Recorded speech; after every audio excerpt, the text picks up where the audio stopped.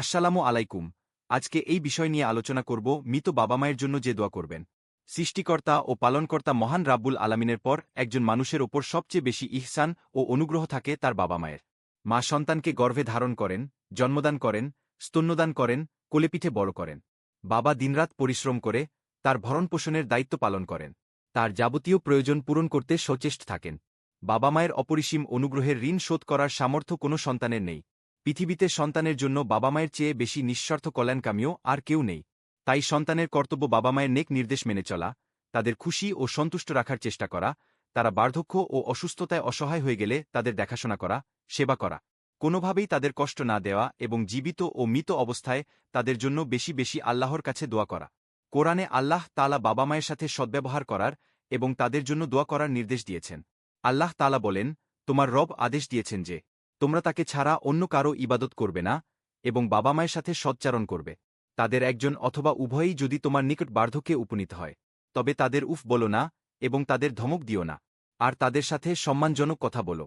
তাদের জন্য দয়াপরবশ হয়ে বিনয়ের ডানা নত করে দাও এবং বলো, হে আমার রব, তাদের প্রতি দয়া করুন যেভাবে শৈশবে তারা আমাকে লালন পালন করেছেন। সূরা ইসরা। বাবা মায়ের জীবনকালেও তাদের সুস্থতা ও নেক হায়াতের জন্য দোয়া করতে হবে। মৃত্যুর পর ক্ষমা, আখেরাতের মুক্তি ও মর্যাদা বৃদ্ধির জন্য বেশি বেশি দোয়া করতে হবে।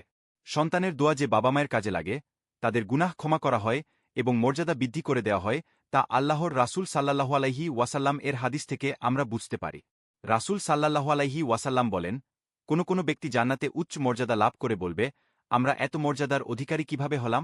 তাকে বলা হবে, তোমার জন্য তোমার সন্তানের দোয়া ও ইস্তেগফারের কারণে তুমি এত মর্যাদা পেয়েছ। সুনানে ইবনে মাজা, মুসনাদে আহমদ। আরেকটি বর্ণনায় রাসূল সাল্লাল্লাহু আলাইহি ওয়াসাল্লাম বলেন, আদম সন্তান যখন মারা যায়, তখন তার ৩ প্রকার আমল ছাড়া অন্য সব আমলের ধারা বন্ধ হয়ে যায়। ১. সদকায়ে জারিয়া, ফায়দা অব্যাহত থাকে এ রকম সদকা যেমন মসজিদ নির্মাণ করা, কূপ খনন করে দেওয়া ইত্যাদি। ২. ইলম বা জ্ঞান যা দ্বারা মানুষ উপকৃত হতে থাকে। ৩. নেক সন্তান যে তার জন্য নেক দোয়া করতে থাকে। সহিহ মুসলিম। বাবা মায়ের জন্য কোরআনে বর্ণিত দুটি দোয়া। ১. মৃত ও জীবিত বাবা মায়ের জন্য আল্লাহর রহমত চেয়ে এ দোয়াটি পড়তে পারেন। উচ্চারণ: রাব্বিরহামহুমা কামা রাব্বায়ানি সাগিরা। অর্থ: হে আমার রব, তাদের প্রতি দয়া করুন যেভাবে শৈশবে তারা আমাকে লালন পালন করেছেন। সূরা বনী ইসরাইল ২৪। ২. হজরত ইব্রাহিম আলাইহি ওয়াসাল্লাম এর এ দোয়াটিও জীবিত ও মৃত বাবা মায়ের মাগফেরাতের জন্য পড়তে পারেন। উচ্চারণ: রাব্বানাক ফিরলি ওয়া লিওয়ালিদাইয়া ওয়া লিলমুমিনিনা ইয়াউমা ইয়াকুমুল হিসাব।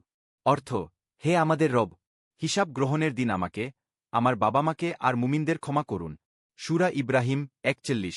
এছাড়া নিজের ভাষায়ও মৃত বাবা মায়ের জন্য আল্লাহর ক্ষমা, কবরের আযাব ও জাহান্নাম থেকে মুক্তি এবং জান্নাতে তাদের মর্যাদা বৃদ্ধির জন্য দোয়া করতে পারেন।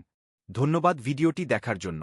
ভিডিওটি ভালো লাগলে লাইক, কমেন্ট, শেয়ার এবং অবশ্যই আমাদের চ্যানেলটি সাবস্ক্রাইব করতে ভুলবেন না।